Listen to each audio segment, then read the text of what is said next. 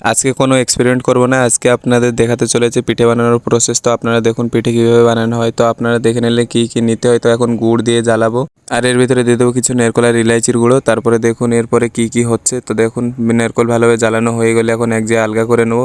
এরপরে পিঠে বানানোর প্রসেস আপনাদের দেখাচ্ছি। তো দেখুন ফার্স্ট এরকম গোল করে নেবে, তারপরে নারকেল কিছু দিয়ে এইভাবে মুড়ে দেবে, তারপরে ধীরে ধীরে সাইডটা মুড়ে এভাবে দেখুন শেপটা কীরমভাবে দেওয়া হচ্ছে। তো এরমভাবে আপনারাও দেবেন।